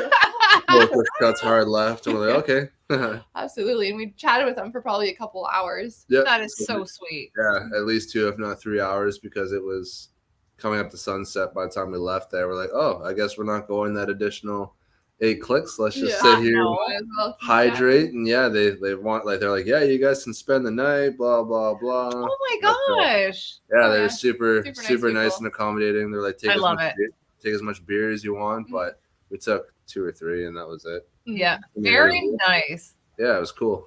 That's really cool. That's super awesome. I know. And then you got to see the what's his name? Mike Ranta, that big paddle. Oh yeah. Yes. Yep. I can't believe how big it is. That's nuts. It is huge. That's what she said. Hey. Oh, brother. Come on. We're going south real fast. That was perfect. Yeah, But well, no, that the was battle was amazing. You think Right. Was Mike there? No. no, it was just We didn't even know where to begin to look. Like, I was like, oh, maybe it's beside his house or something. But Right, It's on a resort, right? It's on a very, oh, you okay. can't see the paddle from the road or anything. You have to go into the resort. It was parking lot. my best friend ended up knowing where it was, because Okay. we thought again, like she said, it was going to be like off Yeah, and drag, but Yeah, you gotta go to the resort and then you cut around the parking lot and it's by the water. And it's like, oh, gotcha. okay. So Oh, super that's cool cool. to see, and we're maybe like, oh, maybe he'll be working nearby Yeah. or something, but no, we didn't see him. Okay. What you have to do is you have to catch one of his Facebook live streams. Well, he has not been on in a very Oh, long he time. hasn't. John has been Well, watching. He's crazy. I love it. From his last video, I think he's still taking care of his dad right now. Oh, maybe. I don't know. But yeah. That's He's on that was the last one I Yeah, got. that's So one. usually, he's usually on On there. a Facebook Live. It's Yeah. wild. Him and Spitzy. Yeah, and the dog. Exactly. He's such a character. Well, he's such a character. Yeah, he's He cool. seems like a He fun is so That cool. dude loves to drink beer. I tell you what. Yeah. He can do it for Oh, sure. Hell yeah! I'll throw a few back with him. There you anytime. go. That's awesome. So you're on Instagram, right? You both have Instagram, right? Yep. Yeah. You're on YouTube. Yep. But I want to talk about one more thing before we talk Hold about. on. Well, no. Yeah. No. I want to talk about. Okay, you How- talk first. I Yeah. got one more thing after Yeah. this. Mine's more important. How'd y'all get into leather crafting? That's my question. Anyway. See, Uh, we're in each other's heads. I love it. Hey, you're go. in sync. So I'd say I started it because Ooh. I've always wanted to do more with the animal after hunting. So not that Right. we've ever wasted the hides, but we usually give them to huts for hides or whatever. Like you skin it and stuff, and you give the hide to a certain outfit or whatever, and they give you a hat or a badge or whatever. Okay. I was like, well, no, I've always wanted to like take it a step further and use it myself. So given where we were at the time, as much as we're rural, we're close enough to like young families and stuff that it would be kind of weird to have like stuff fleshed and like panned out on a board in the backyard. So like I was like, well, I won't start doing this where we live right now. Right. We could still start. Yeah, we can learn craftier, learn the skills. Yeah. skills. And Britt being artsy and crafty, like Britt's good at quilting, sewing, for any homebody is. thing. She loves all of it, and it's just so So talented. good. So she's had like an interest in it, And I love it. Like Yeah. I So we just decided to get the tools and start with small stuff. Like for me, it's always function first. Like I do the cutting, wanted to make like a sheath and stuff, right? Because it's something I can do that's functional for something I do outside, right?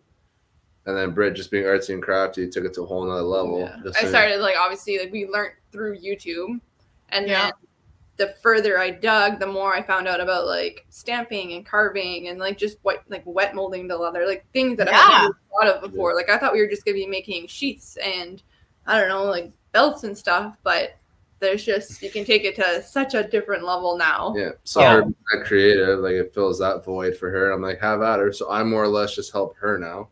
So again, like I have an interest in it and I like seeing the final product, but she she loves to sit there and just like stand away and make so good. Pretty, it's beautiful. Right? Your stuff is gorgeous. Thank you. Is there an Etsy shop in your future? I do want to do something eventually. Yeah. I'm not too sure what. It might just be through social media for now. Yeah. But I do get people asking me, like, can you make me a sheath for my, like, we have certain patterns. Like, we can make things for, like, silky sheaths. Or, sorry, silky saws. Silky saws, yeah. So, like, just the typical tools that a lot of people have. Like, we can. Right. Yeah. But a lot of other things, like people are like contacting me, like, can you make a sheath for my knife? And I was like, I can't make a good sheath without having your knife. Right. Right. Like people aren't shipping their knives through the mail, you know? So like, in our head, like we'd love to, like, again, we love doing it together. We love how it breaks up the day and stuff. For her and stuff, we obviously humor the idea of making a business. So I do think an online store will eventually come. Absolutely. We still consider ourselves amateur. So like until we have like consistent baseline and stuff and enough products, we don't want to start like charging normal prices and stuff, right? Like a lot of our friends and stuff have just been getting like at cost or whatever they feel like just the material kind of. Sure. Because we don't, you know, because like the outcome's still uncertain as much as like I don't know if my stuff's gonna hold up. Like I think it is. It looks like it's going to hold up. Because I'm sure, as you guys know, like different parts of the cow or whatever you're using is different quality leather, all that kind of stuff. So you're always learning what's suitable for this, what's this, all that kind of stuff. So eventually I think we want to get like, 10 to 20 items that we perfect and then just like kind of like it's a great idea. Yeah, like the Toronto blacksmith guy does it too, where you just have like your own store. You post, okay, I have 20 runs of this in this color.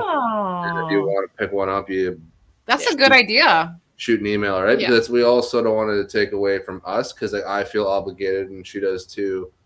When someone requests something, it like consumes us. Like that's right. Say, hey, like we have trouble doing something else until like it's done. Yeah. Yeah, absolutely. So, like I remember for one sheath, it took us like 3 days because we're like, no, like, this is all we're doing. So like, to keep it fun for us and stuff, I think we'll perfect what we see a market for. Like again, like silky saws don't come with sheaths. Right. And ours, well, sorry, we have one here actually. One second. Yeah, get it. Show us. Yeah, I mean, I think I've the first one that you made for the red saw. Yeah. I think that's the one we have. No, okay. So that was our buddy Pete's. This is the first one Brett ever made. This is our maple leaf one. Yeah, I've seen that one. Yeah, that's nice. The whatever it's called, but it's in there pretty good. Yeah. And like, so we've had silkies for years and years, and for many years we didn't really use them that much because, like we said before, if it's in your bag, you typically don't use it because you're like, oh, I gotta take the bag off. Yeah. Rip it out, it prohibits you from using whatever the tool is, whether it's a camera or this. So having this on your belt, right now, it's readily there. Now you're ready to cut open it, So for these and stuff, we find that there's a market for this because Silky, I don't know why they don't make actual belt sheaths, but yeah. So we'd like to make 3 or 4 or 5 different. Britt's got something to show you guys. Oh, look at that! Because I know you guys are cool overlanders. I made you guys a keychain. Oh my gosh! Get out of here! Thank you so much. Shut up! I love it. Oh my god, you are pure talent. Pure talent. That is so amazing. Oh, thank you. You're welcome. Thanks for having us on your show. Are you kidding? I was so excited to have you on for sure. Oh, John's got show and tell too. So we actually have I did. I don't know if we can focus We on have that. we have a Tandy But leather near I- us, I- like around the corner from us. I Cool. embossed That's that. super nice. Yeah, it's super And good. we took about So it's 3 or 4 classes it's with kind them. of like a seashell and rose kind of thing together. I never stained it. This is all just raw veg Yeah. tan. So Yeah. but, It always you comes know, out when you get the oils and stuff in it. Right. But super so nice. But he's made belts. I've made a bracelet. He's made. Yeah, cool. I love it. Like, it's therapeutic. It's just, Yeah. I don't know. It's And fun. the fact that you can use it after and like just 100%. yeah. Yeah, for sure. That was the whole premises. When we start getting into backpacking and I was researching bushcrafting and such like that, or which is kind of a layman's term, but just being able to craft stuff out in the backwoods and stuff like that. So I went and got a knife show and bought an axe, and it's like, I said, okay, well, I need to get a sheath for this thing, and I was looking online, I was looking on Amazon and stuff like that. It's like, I can make one. I can make one of those. So Yeah. of course, you go to YouTube and look it up. It's like, oh, okay, look, I can do that. And then I was looking up leather, and then it's like, not less than 5 minutes away, I got a Tandy leather store, and They're so amazing too. I I know. went there and we attended a few classes. Go grab those. Oh, That's I made a super little cool. Hang on, I gotta- Grab those. show and tell. I love it. Yeah. So I was like, so we took some classes together and learned how to emboss and did some wet The molding. wet stuff and So- the carving. We did so Colleen and I did these Whoa, yeah. That's Those So- are We made leather roses. We Aren't they made cool? leather That's roses super from cool. wet molding. yeah, it's That's awesome. awesome. Now, is that just one piece or is that No. There is one. Well, they're two, all like individual three, Petals? 4. okay? Not petals, 5. but like layers. Oh, So okay. layers. So Yeah. think of like 4 loops, 4 Yeah. circles, Yeah. but there's Yeah. 1, 2, 3, 4, 5. Yeah, That's fun. real. 5 layers. No, it's super And cool.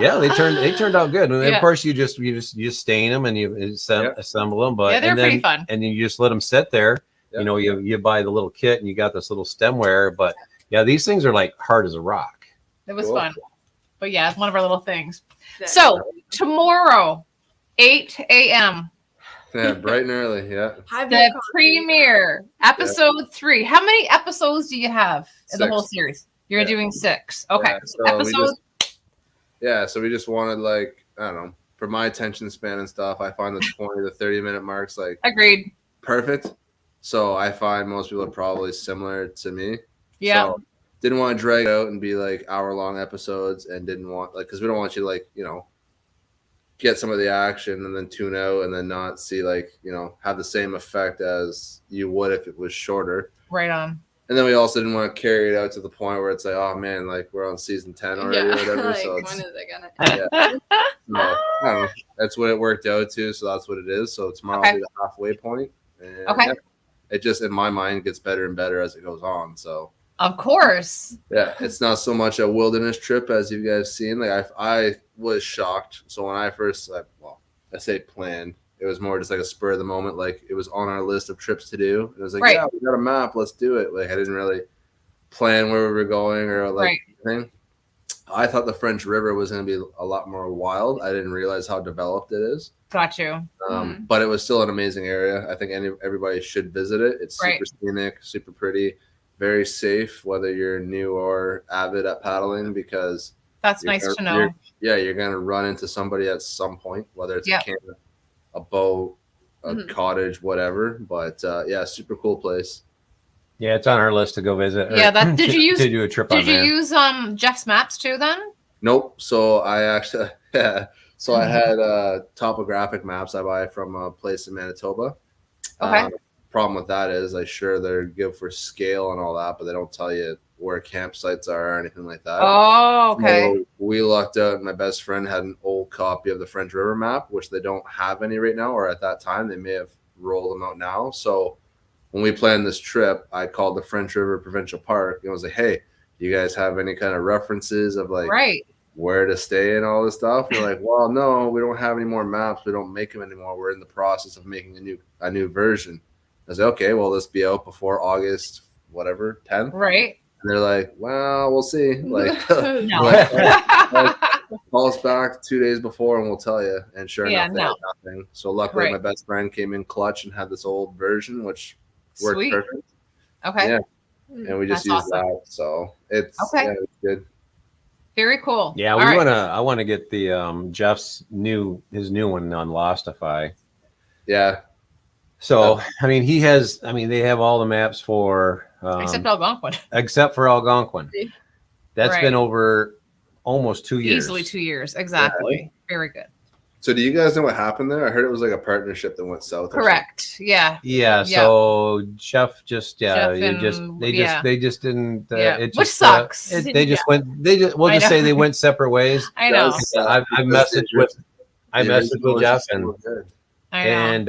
so he started on Lostify and he's got maps for Killarney and Temagami, all the other ones except Algonquin. But whatever. As I said, I'm sure it'll come. It will. 100% it will. The detail is more, I guess, more than on the Jeff's maps. But they've taken so much intel from all different people and just. I mean, they're pretty jammed it into one big map. They are detailed for sure. Yeah, that's awesome. So tomorrow morning, 8 a.m. The premiere, which I love.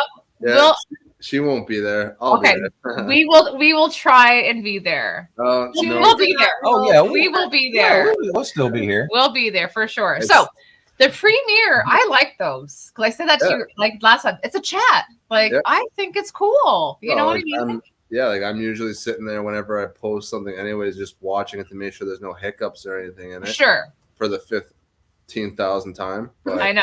I'm like, why not sit here and like get either feedback or talk to somebody? So there's usually 2 or 3 people sitting there with me. So I'm like, hey, I'm having my coffee. How's yours? Like, that's right. And then you just watch the video, and if they have any questions or whatever, you just fire them off right there, right? So I love it. Cool. I like it. So true. Yeah. Okay, one last question. What's your favorite meal when you're out and about? Like dehydrated or like real meals? Okay, either. Your favorite meal, bar none. Whatever. Favorite. Well. Oh my. That's definitely something pasta. We always try to do something new. Like we don't really have like a go-to, I find. Okay, I like this. I'd say pasta of some sort. But pasta is always safe. Okay. Make a good pasta. I'd say whether it's real, like when I say real, I mean like fresh. Real, fresh ingredients. Or dehydrated. I find that pasta stuff is usually always good, right? So right. Mm-hmm. I don't know. I think the best thing my list came out there. The best thing we did was our steak with our green peppers. Ooh. Oh. We did like a Philly cheesesteak.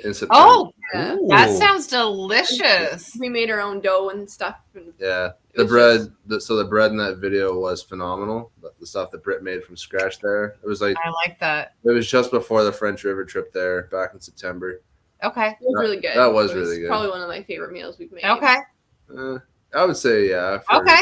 Effort to taste ratio, it was good. All right. Well, yeah, I mean, making homemade bread. I know, I can smell it. I mean, like literally a Philly cheesesteak sandwich from scratch. I know. Okay. I have one more question. I can't. Okay. One more. Ready? So. Wait, there's more. I know. Wait, there's more. Exactly. It's because Teunis talks too much. He takes like 5 minutes to answer one question. No, that's no. We have all night. So there's no it's all about. It's all good for sure. So. You guys snowshoe? Yes, they do. Yes. That's not the question. Oh. Okay, question.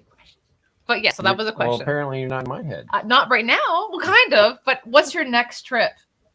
Like canoe trip? Or trip. Or trip. I don't know. Are you going backpacking somewhere? Are you snowshoeing somewhere? Are we probably a tent? Yeah, it'll be winter camping of some sort. It'll be winter camping. Okay.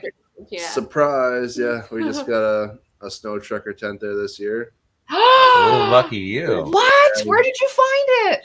Oh, we bought it from Dwayne and Margot. Oh, you did. Well, how long did you wait for it? So we ordered this back in like February. Yeah, you did. I know, because we were waiting for one. We're like, we're just not doing that. Okay, so you waited that long. So we bought it last winter in preparation for this winter. And good thing too, because we had hiccups along the way too that we won't get into, but they were very accommodating. The first tent ended up actually getting lost somewhere along the way. Yeah. So once they found out that I don't know, we're thinking it's more the shipper's error and stuff, but they still came through and replaced it, which was phenomenal. And good. And they like bumped us on like the top of the list, so we got it like a couple months after. Oh, that's so good.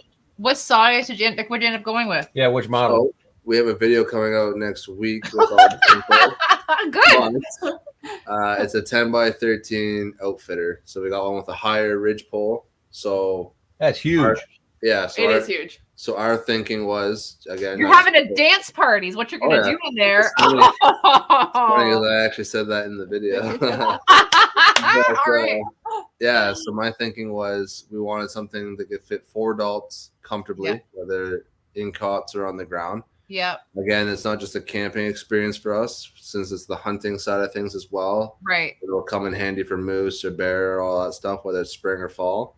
Yeah. So we got it with like the mesh, like mosquito netting and all that stuff, and it's wicked. It's the perfect size. Cool.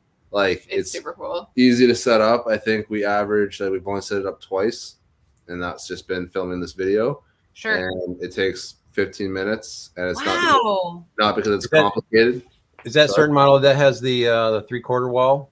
Yeah, so like it's tall. Like the ridge pole is like I'm 6'1". It's probably 8 inches above my head. Like I walk in, you can get fully dressed, standing up, all that stuff. That's really nice. Freaking Taj Mahal. I know. That sounds fantastic. Because our mindset was you're carrying a lot of weight no matter if it's a 2-person or a 4-person. It's still 20, 30, 40 pounds, whatever, right? So what's an extra 10 pounds was my mindset. I'm carrying it, so like whatever. We're carrying it. We're carrying it. Oh, you're not carrying, you're sledding it. Yeah, you have the sleds, right? Yeah. Pull it. So whether it's just us, like I can still do it myself if I have to. If it's still doable, no problem. And then, like I said, if it's 2 couples or one of our dads or whatever wants to come with us, someone who wants more of a glamping experience, you now can put a cot in it or whatever. That's really cool. You know what I mean? So I don't know. And we just want to future proof ourselves for when we start a family. Yeah. You have room for kids, because then if you have a small one, right, you're not going to go out. So. And Bubba. Yeah, a great idea. So when you see, guys, more questions. Well, I mean, you were into a snow trekker, so so you guys gonna cold camp with it, or are you gonna get up every 2 hours and stoke the fire? Both. Yeah. Okay. We're gonna try both ways. I'm sure we're gonna. She's not gonna get up, so. It'll be hot camping when I decide to get up, and it'll be camping. It'll be fair enough. So we have pretty decent sleeping gear. Pads we had to upgrade for sure, but bags we have like Western Mountaineering bags for I think it's their Versalite, so like -12. It's not, obviously that's not going to do good in -25, but it's also a lot of down, right? Like Western Mountaineering bags are like they loft like.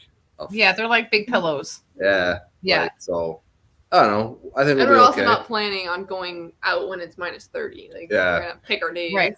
My idea is I've always wanted one, mostly in the winter. Obviously, I want to be out there to enjoy just nature, but it's also from the ice fishing perspective. Absolutely. I'm getting tired of walking 5 to 6 kilometers to a backcountry lake just to fish for the day, to have to hoof it out so you don't freeze. 100%. Absolutely. So now we can set up there and be like, okay, we'll spend the weekend, So you got a base camp. Absolutely. Yeah. That's really cool. Love it. Yeah, we're excited. Super excited. You should be. Yeah. That's on our that's well, when we were gonna do it last fall, like to get one for the last winter, and the wait time was just ridiculous, right? And then we were it was even getting longer and longer. We're just like, no, but we wanted to go winter camping, right? Yeah.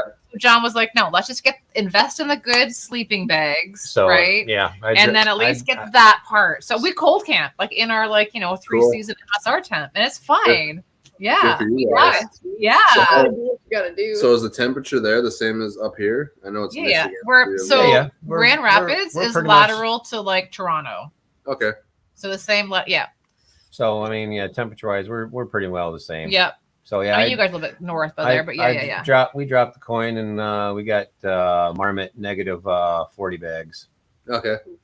So with 850 down, so they're like literally just a hair under 12 inches thick. Okay. Wow. There you go. So Yeah. Devin wants to know, where'd you get the Western Mountaineering bags? So we bought ours from Mech, and it's funny because like it's like anything else. Like you're just talking about tents and stuff. Like especially with COVID, you want something, you buy it. So like I know it's true. This was well before. This was probably a year and a half ago. It's just at Mech, they had a very limited stock left, and the way things were going on their website and talking to them, they weren't going to be replacing them anytime soon. So Mech had 2 bags left, and I was like, nope. Sold. I was like, here's my right kidney, and I know, right? That is so true. Yeah, not cheap. Yeah. So same with like the hot tent. A lot like we almost pulled pin there this week actually on hammocks. Yeah, the hammocks that John uses from Lost Lakes. Oh, the hammocks. Yeah. So we like, but again, once you outfit 2 people, like it's like $1,500 or whatever. So it's like. Yeah. Is it a priority? Yeah, so we're going into winter. It's true.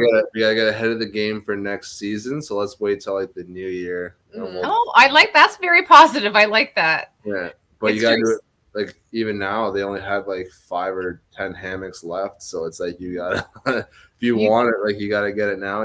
So yeah. I don't know. I think those two that are thinking for the hammocks is.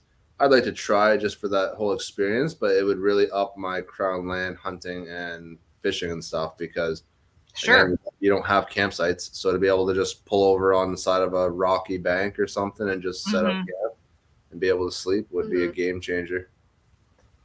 Sounds perfect. I love it. Yeah. Totally. Totally. Yeah, gear, the rabbit hole of gear. Well, it's so someone has said, oh, you guys are backpackers. Oh, you're hikers. That's so cheap. Oh, just a pair of shoes. And those we're like, what are you talking about? Do you want to see our spare bedroom? Yeah, right. $500 friggin' backpack later. Everyone's got like the gear room. You know what I mean? And like we have seasons here, so like you gotta buy per season. So it's like that's right. Free of this. Yes. Per season, or if you're like us, we have hiking gear, we have canoeing gear, we have and the tents and whatever, it's the same thing. It's all good. Oh yeah. But I love it, because we do it together, and that's what the whole thing is about, right? Yep. Right. So we just get out together, and am I in your space? You're in my space.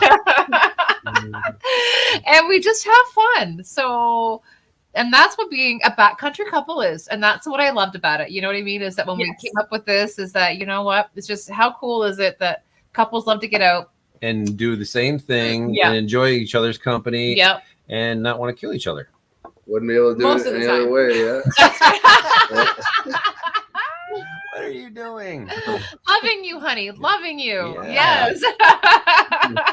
Good answer. That's the only answer. Right. And we're newlyweds too. So yeah. How long are you guys married? 4. Oh, nice. Yeah, I know. 4.5. 4.5, I guess. That's true. Anyways, you guys have been awesome. You guys are awesome. Yeah, you guys are awesome. Well, thank you. It's been a good giggle fest for sure. I love it. Quite. I know, right? Well, hey, y'all, you sit tight. I'm going to drop you down, and we're going to outro, and we'll be right back. Okay, sounds good. All Bye, right, everybody. Bye, guys. Say goodbye to everybody. Cool. That was super cool. Love it. As always. Yes. Agreed. They got some really cool ass adventures. I love it. Super fun. And they got a hot tent. I know. I'm jealous. We're going on a road trip. Get ready. Oh, yeah. Oh, hey, Airbnb. Oh, maybe that's what you could do. I like that idea. Very cool. I bet you they take care of payment. They would, and our beers, their beer is stronger than ours, right? No. We have some good craft beer, so we'll bring you some beer for sure. Absolutely. Absolutely. So, Brittany and Teunis, that was awesome. Yes, so thank you I'm so very much. gonna, Put the YouTube gonna link in there. Put their YouTube link Yes, real quick. yes, super fun. So Another everybody good. Definitely, everybody go check them out, pick them up. And then tomorrow, 8:00, if you're up having coffee. Sure, if you're up having coffee, right? Make sure you highly suggest tune in. Tune in. Absolutely. And then we'll have to watch for the Etsy store. I'm excited for that. Oh yeah, I know. I would love to have a silky saw sheath. Well, I feel like we should put an order in. So I like that idea. Mm-hmm. I know.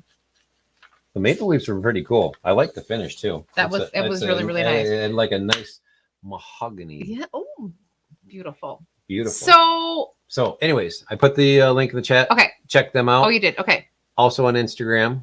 Yes. As you can see. Yes. So definitely. Another good backcountry couples. I wouldn't say good. It wasn't good? No, it was great. It was great. That's true. It was lots of fun. Yes. But there will not be a backcountry couples next Thursday. Nope. Uh-uh. We're not here. We are not here. We are. Oh, what do you got there? I'm gonna do this because you're gonna do that? I gotta do it. Oh. I gotta do it. The glasses are coming off. The sunglasses are coming on. Ready? Oh, nice bat wings. I know, aren't they nice? Anyways, we are gonna go put our toes in the sand. We will not be here. Nope. Next week, we are heading on a week-long trip. We are heading on a week-long trip down to Cabo San Lucas. So I'm kind of excited. We're super excited for that. Like, don't get me wrong. Love all the backcountry stuff, but we love to be in the sand too.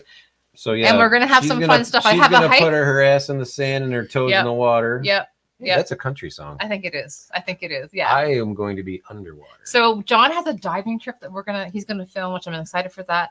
I just found a hike that we're gonna do on Mount Solmar, which kind of goes over or by the Arches and the Divorce Beach and Lovers Beach and all that kind of fun stuff. So I'm excited for that as well. It's about a 2.5 hour, 3 hour hike. Yes, nothing crazy, but it's just gonna be fun to see kind of what's going on there. But so anyways, no backcountry couples next week. We'll be back November the 11th. All right. So if you are new, make sure you subscribe. Got lots of fun stuff coming on. Yeah. Again, we have that little giveaway with Sportsman's Connections for the books for Northern and Southern Michigan. They're great resources. They're on Instagram and YouTube. That was really kind of them to give those to us to do a shout out and see what we got going on there. But that's it. Another good one. So thank you so much, everybody. Yes, thank you so much for joining us. And thanks to Mick Wick again. All right. Mick Wick, yes. So check out, definitely go to mickwickfires.com. And you'll love them too, order honestly. In, and definitely use the code KeelQuest, 2 words. With a space. Yeah. To get your 15% off your order. I mean, trust me, you guys will not be disappointed. That's right. Lightweight, awesome, 20-minute burn. Can't go wrong. It's awesome. Here. Whoop, I hit the mic. He did. Right. All right. This one. Okay, everybody. Have a good week. And we will see you on November the 11th. We'll see you all on the next quest. You all take care. Have a peaceful and safe weekend. And peace out.